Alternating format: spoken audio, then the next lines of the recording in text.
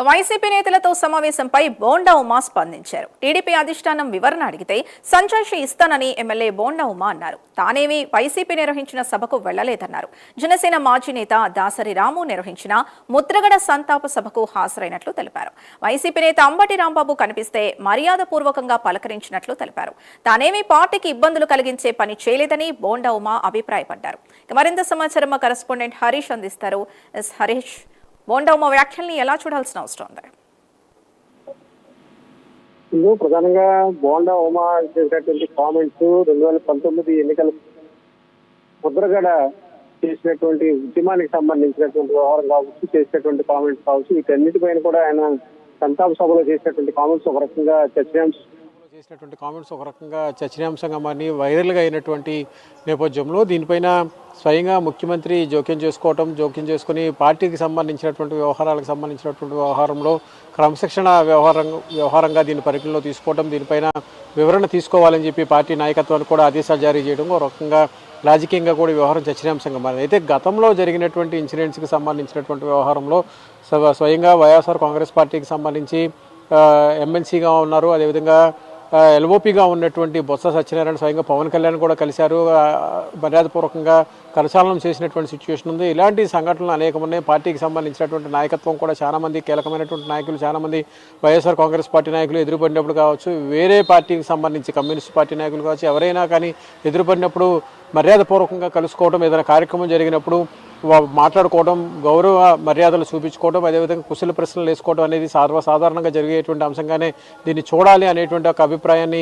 బోండా ఉమా వ్యక్తం చేసినట్టుగా మనకు సమాచారం ఉంటుంది. ఎందుకంటే రాజకీయ వేదికలు వేరు, రాజకీయ పార్టీలకు సంబంధించినటువంటి ఎజెండాలు వేరు, శాసనసభ్యుడిగా ఉన్నప్పుడు ఆయన చేసినటువంటి సిచ్యువేషన్స్ వేరుగా ఉంటాయి. సో అలాంటి సందర్భంలో ఒక సంతాప సభకు సంబంధించి జరిగినటువంటి కార్యక్రమంలో గతంలో ముద్రగడ చేసినటువంటి ఉద్యమానికి సంబంధించి, ఆయన పనితీరుకు సంబంధించి, కాపుకు సంబంధించినటువంటి ఉద్యమంలో ముద్రగడకు సంబంధించినటువంటి ముద్రని చూపించేటువంటి క్రమంలో భాగంగా బోండా ఉమా చేసినటువంటి కామెంట్స్గా పరిగణలో తీసుకోవాలనేటువంటి ఒక అభిప్రాయం విశ్లేషకుల నుంచి కూడా వస్తున్నటువంటి నేపథ్యంలో స్వయంగా ముఖ్యమంత్రి టీడీపీ అధినేత తీసుకున్నటువంటి నిర్ణయానికి సంబంధించినటువంటి అంశం కూడా ఒక రకంగా చర్చనీయాంశంగా మరి ఇంకోవైపు ఇతర పార్టీలకు సంబంధించినటువంటి నాయకత్వం కావచ్చు, ఇతర పార్టీలకు ఉన్నటువంటి కీలకమైనటువంటి నాయకులు కావచ్చు, ఒకే సామాజిక వర్గానికి సంబంధించినటువంటి నాయకులు కావచ్చు, వీళ్ళందరూ కూడా బహిరంగ వేదికలపైన ప్రైవేటుకి సంబంధించినటువంటి ఫంక్షన్స్లో వివాహ కార్యక్రమాలు కావచ్చు, ఇతరత్ర ఉన్నటువంటి వేదికలపైన కూడా ఎదురు పడుతున్నటువంటి సిచ్యువేషన్ ఉంటుంది.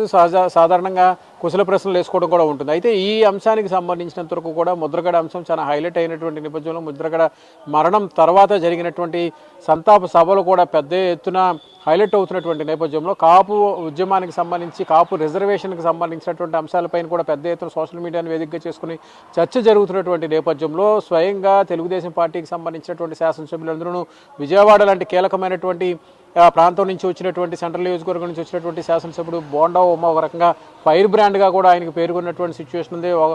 బోండా ఉమాకి ప్రత్యేకమైనటువంటి గుర్తింపు కూడా పార్టీలో ఉన్నటువంటి సిచ్యువేషన్. సో ఆ ఈక్వేషన్లో చూసుకుంటే కనుక బోండా ఉమా చేసినటువంటి వ్యాఖ్యలు పెద్ద ఎత్తున దుమారాన్ని రేపై సంచలనంగా మారినటువంటి సిచ్యువేషన్ కనిపిస్తుంది. ఎందుకంటే ప్రభుత్వం పడిపోయే స్థాయిలో ఉద్యమం చేసినటువంటి ముద్రగడ యొక్క ధైర్యాన్ని కొనియాడుతూ చేసినటువంటి కామెంట్స్, బోండా చేసినటువంటి కామెంట్స్ పెద్ద ఎత్తున సోషల్ మీడియాను వేదికగా చేసుకుని అన్ని రాజకీయ పార్టీలు కూడా వైరల్ చేసినటువంటి నేపథ్యంలో ఈ వ్యవహారం సామాన్య మధ్యతరగతిలో కూడా చర్చగా మారినటువంటి సిచ్యువేషన్ కనిపించినటువంటి నేపథ్యంలో దీనిపైన ఉండాల్సినటువంటి రాజకీయపరమైనటువంటి అంశాలు ఎలా ఉన్నాయి, రాజకీయ ఎత్తుగడలు ఎలా ఉన్నాయి, అదేవిధంగా ముద్రగడకి వస్తున్నటువంటి ఆదరణకు సంబంధించి ఆయన బతుకున్నప్పుడు కావచ్చు, ఆయన చనిపోయిన తర్వాత నిర్వహించినటువంటి భారీ కార్యక్రమాలకు సంతాప సభలు జిల్లాల వారీగా, నియోజకవర్గాల వారీగా పెద్ద ఎత్తున జరుగుతున్నటువంటి నేపథ్యంలో వీటన్నిటిపైన కూడా పెద్ద ఎత్తున సాధారణ మధ్యతరగతి ప్రజానీకంతో పాటుగా సాధారణ కార్యకర్త దగ్గర కూడా ఈ వ్యవహారం ప్రత్యేకంగా చర్చగా మారింది. ఈ అంశానికి సంబంధించినంత వరకు కూడా కాపు సామాజిక వర్గానికి సంబంధించి ఉన్నటువంటి కీలకమైనటువంటి నేత ముద్రగడ చనిపోవడం, ఆయన చనిపోయిన తర్వాత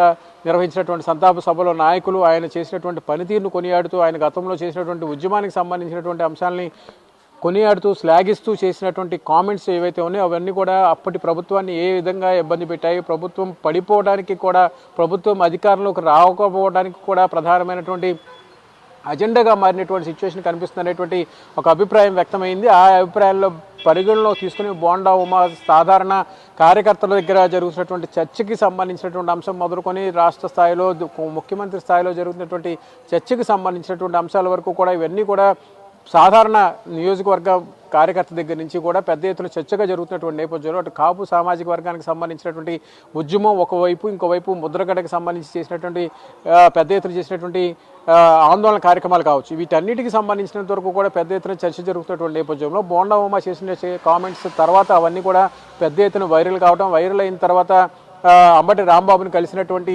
విజువల్స్, వీడియోస్ అన్నీ కూడా సోషల్ మీడియాలో ప్రత్యేకంగా హైలైట్ అయినటువంటి సిచ్యువేషన్ కనిపిస్తుంది. మీడియాలో కూడా దీనిపైన ప్రత్యేకమైనటువంటి చర్చ కూడా మొదలైనటువంటి సిచ్యువేషన్. సో ఇప్పుడు ఈ అంశానికి సంబంధించినంత వరకు కూడా సాధారణంగా జరిగేటువంటి పలకరింపులు, కుశల ప్రశ్నలలో భాగంగా మాత్రమే నాయకులు కలిసినప్పుడల్లా కూడా ఇవన్నీ కూడా వస్తుంటాయి. అయితే బోండా ఉమా చేసినటువంటి కామెంట్స్కి సంబంధించి అదే సమయంలో అంబటి రాంబాబును కూడా కలవడం, వీళ్ళిద్దరూ కూడా ఆలింగనం చేసుకుని పరస్పరం మాట్లాడుకున్న తర్వాత వాళ్ళకి సంబంధించినటువంటి అభిప్రాయాలు ఎలా ఉన్నాయనే దానిపైన కూడా ప్రత్యేకంగా చర్చగా మారినటువంటి నేపథ్యంలో ఈ అంశానికి సంబంధించినంత వరకు కూడా పార్టీ నాయకత్వం ప్రత్యేకమైనటువంటి దృష్టి సారించింది. గతంలో కూడా టీడీపీకి సంబంధించినంత వరకు కూడా గతంలో కూడా జరిగినటువంటి కొన్ని సంఘటనలు కూడా ఇక్కడ పార్టీ నాయకత్వం కూడా ప్రధానంగా తెర మీదకు తీసుకొస్తుంది. మంత్రిగా ఉన్నటువంటి పాదసారథి మాజీ మంత్రి జోగి రమేష్కి సంబంధించి ఒక వేదిక పైన కలవటం, ఆ వేదికపైనే వైఎస్ఆర్ కాంగ్రెస్ పార్టీకి సంబంధించినటువంటి నేత జోగి రమేష్ని మంత్రి పాదసారథి కలిసి వేదిక పంచుకోవడం పైన కూడా అప్పట్లో కూడా చంద్రబాబు ఇదే రకంగా రియాక్ట్ అయ్యారు. పార్టీకి సంబంధించినటువంటి నిర్ణయాలు, పార్టీకి సంబంధించినటువంటి సిద్ధాంతాలకు సంబంధించినంత వరకు కూడా ఒక లైన్ ఉంటుంది కాబట్టి ఆ పార్టీ లైన్లోనే ముందుకు వెళ్లాల్సినటువంటి పరిస్థితి ఉంటుంది. ఇతరత్ర మార్గాల ద్వారా లైన్ దాటితే కనుక, ఎందుకంటే అది కూడా పార్టీ కార్యకర్త పైన కూడా ప్రత్యేకంగా ప్రభావం చూపించేటువంటి అవకాశం ఉంటుంది. కాబట్టి ఈ అంశాలు అంటే ఒక నాయకుడు, ఒక మంత్రి స్థాయిలో ఉన్నటువంటి వ్యక్తి కావచ్చు, ఒక కీలకమైనటువంటి నేతగా ఉన్నటువంటి వ్యక్తి కావచ్చు, ఆయన చేసేటువంటి పనితీరుకు సంబంధించి, ఆయన చేసినటువంటి కామెంట్స్కి సంబంధించినటువంటి అంశాలు ఇవన్నీ కూడా పెద్ద ఎత్తున చర్చగా మారితే ప్రత్యేకంగా సోషల్ మీడియా వంటి వేదికలపైన ప్రత్యేకమైనటువంటి చర్చ కూడా వచ్చేటువంటి సిచ్యువేషన్. సో అలాంటి ఈక్వేషన్స్ దృష్టిలో పెట్టుకుని కేవలం పార్టీకి సంబంధించినటువంటి లైను, అదేవిధంగా పార్టీకి సంబంధించినటువంటి సిద్ధాంతాలకు సంబంధించి, పార్టీ నాయకత్వానికి సంబంధించినటువంటి అంశంగానే చూడాలనేటువంటి ఒక అభిప్రాయం కూడా టీడీపీ పార్టీ నుంచి వస్తున్నటువంటి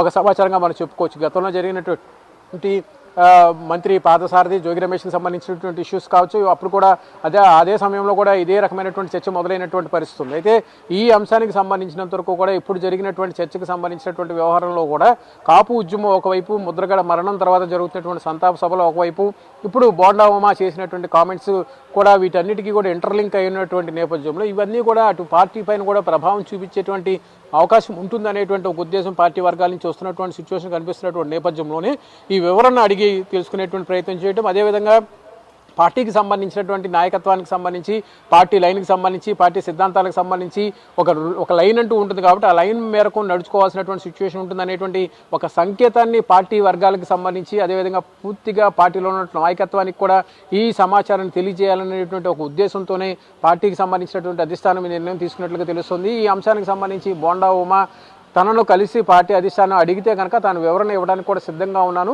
ఇచ్చినటువంటి వివరణకు సంబంధించినంత వరకు కూడా గతంలో జరిగినటువంటి ఉదాహరణలకు సంబంధించి, గతంలో జరిగినటువంటి నాయకులు కలుసుకున్నటువంటి తీరుతెన్నులకు సంబంధించినటువంటి అంశాలను కూడా ఇప్పుడు బోండా ఉమా తెర మీదకు తీసుకురావడం కూడా ఒక రకంగా చర్చనీయాంశంగా మారింది. ఈ పరిణామాల తర్వాత అధిష్టానం ఎలాంటి నిర్ణయం తీసుకుంటుంది, రాష్ట్ర అధ్యక్షుడిగా ఉన్నటువంటి పల్లా శ్రీనివాసరావు ఇతర నాయకత్వానికి ఈ బాధ్యతలు అప్పచెప్పినటువంటి నేపథ్యంలో బోండా ఉమా ఇచ్చినటువంటి వివరణ ఏ విధంగా ఉంటుంది, ఇచ్చినటువంటి వివరణ తర్వాత తదుపరి చర్యలు ఎలా ఉంటాయి అనేది కూడా ఒక రకంగా ఆసక్తికరంగా మారింది. అయితే చర్యలకు సంబంధించినంత వరకు కూడా అంత సీరియస్నెస్ ఎందుకు ఉంది అనేటువంటి అంశాన్ని కూడా ఇక్కడ పరిశీలిస్తే కనుక గతంలో జరిగినటువంటి ఘటనలకు సంబంధించినటువంటి అంశాలు, వాటికి రాజకీయ ప్రేరేపితంగా జరిగినటువంటి ఇంటర్లింక్గా ఉన్నటువంటి సిచ్యువేషన్ కనిపించినటువంటి నేపథ్యంలో ఇవన్నీ కూడా జరుగుతున్నట్లుగా మనం ప్రచారం జరుగుతున్నటువంటి సిచ్యువేషన్ అయితే మనకు కనిపిస్తుంది. సింధు.